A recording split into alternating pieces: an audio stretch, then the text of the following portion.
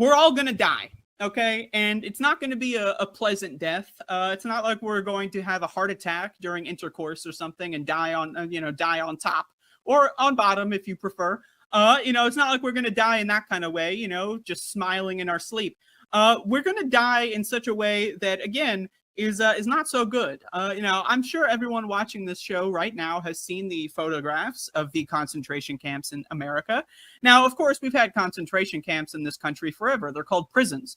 Prisons are slavery camps. That's what they are. They're slave camps. The 13th Amendment of the United States Constitution was specifically worded so that slavery remained illegal only in prisons. And then it just so happens that all the cops, all the lawmakers started targeting black people to get sent to those prisons. And then now all of a sudden we've got prisons and they're just slave camps, right? So we've had concentration camps in this country for a long time. They're called prisons.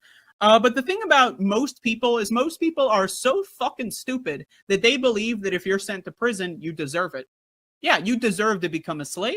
Because what, you stole like a Slurpee from 7-Eleven? And then also there's a huge component of, or a contingent, I should say, of individuals sent to prison who didn't even fucking do anything. You ever see that?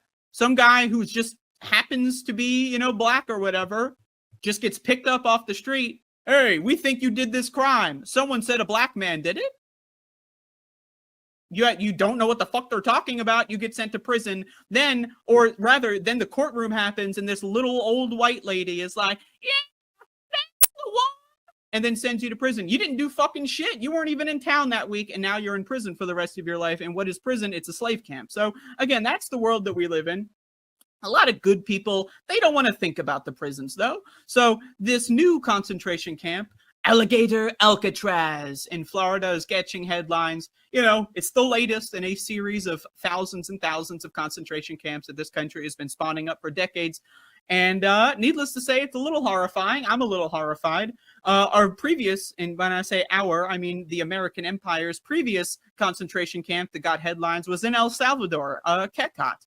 And that was pretty scary. But why fly out all the slaves to El Salvador when you can just fly the slaves to Florida? And then once the slaves are in Florida, then you can utilize their slave labor to, I don't know, maybe get some crops. We sent out all the immigrants, so now all the farms are failing. So why not just bring a bunch of slaves to Florida and then start, I don't know, isn't there a phrase for this? I believe it's called a slave plantation. But anyway, it's not looking so good. The people at the top are going to take everything, and the rest of you will suffer. That is the world that we are approaching into. If you like your treats, if you like your toys, I love my toys. Speaking of toys, look at this. I just got this Goku not too long ago. That's a fantastic toy. Look at this guy. This is an original production cell from Dragon Ball Z. Love that guy. I love toys, okay? I got a Game Boy Advance right here. Look at this. I love toys. Toys are awesome. Toys are one of my favorite things in the world. I think there's a game in here. It's an Easy Flash. You ever use one of those? Easy Flash. I got all the games in the world on one cartridge. Anyway, I love toys. But there's got to be a specific moment in time where we all collectively decide, well, maybe we can play with toys a little bit later. Maybe a little bit later on. Maybe next week we can play with our toys. Because I don't know, man.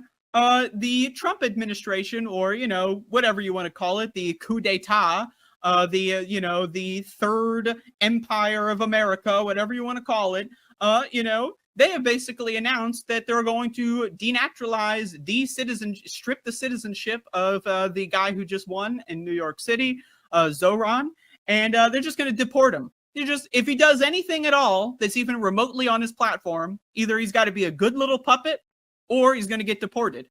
So isn't that a little interesting? I don't know. Isn't that a little strange that the United States government is saying that they're going to deport people for winning an election, right? So correct me if I'm wrong, right? But the prescription that liberals and DSA folks have been giving us forever is just vote away fascism. Just vote, vote, vote, and your problems will disappear. Just keep voting and your problems will disappear. Now, I will say voting is important. I'm not going to sit here and tell you you shouldn't vote because something high flatulated idea, right? And I'm not going to, I voted for Kamala. I voted for Kamala Harris, and I don't regret it at all because, frankly, I'd rather have that fucking stupid bitch in office than whatever the fuck is going on right now.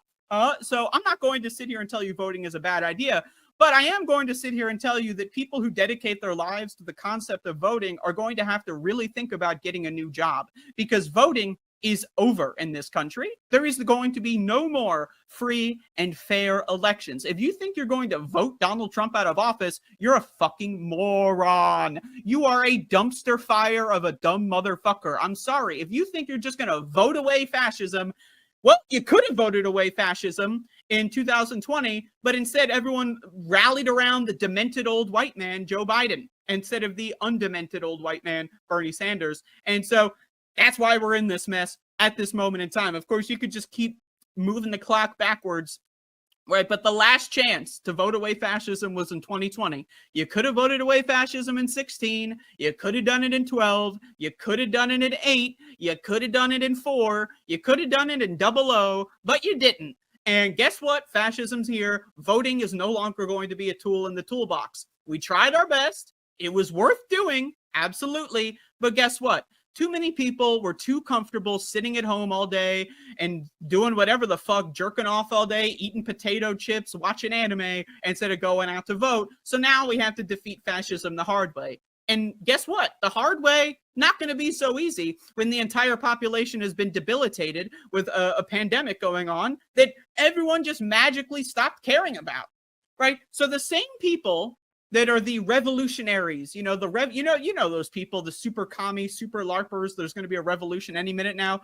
It's a huge cross section of those guys, and also people that don't believe in germs. The germ theory of disease, right, is no longer supported science in 90% of America, right? So the same people that are debilitated by this pandemic that they just pretend doesn't happen are this also going to somehow rise and revolt, right? That's not going to happen, right? So we're going to have to deal with the fact that fascism is here.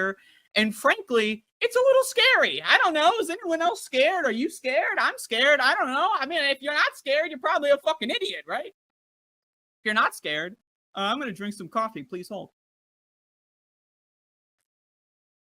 Oh, man.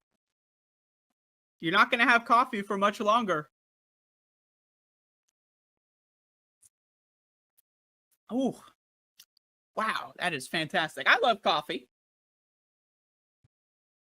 I love coffee. Don't we love coffee?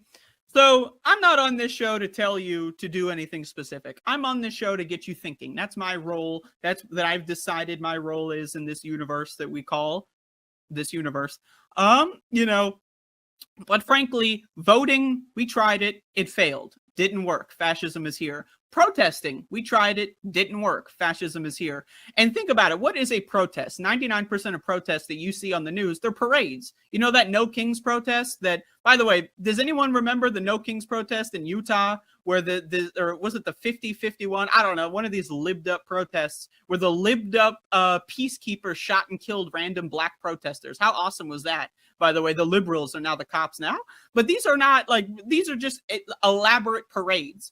Now, if you're going to a protest because you think, I'm going to change the government's policy, you're a fucking moron. You're a dummy. You're a stupid fuck. But if you're going to a protest thinking, I'm going to educate people that are here for that reason because they're dumb, and guess what? Maybe they're not dumb. Maybe they're just ignorant. They don't know what's going on. You know, they showed up 5 hours way too late to the party, and now everyone's already left, right? So again, the libbed up motherfuckers, you got to educate them, and you got to educate them fast. These No Kings bullshits, these 50-51 bullshits, they have no value in any capacity other than educating people on the ground, because the protests don't matter. They're not going to affect anything. I'm sorry. I know some people, super libbed up motherfuckers, they're going to think, we're going to march down the street.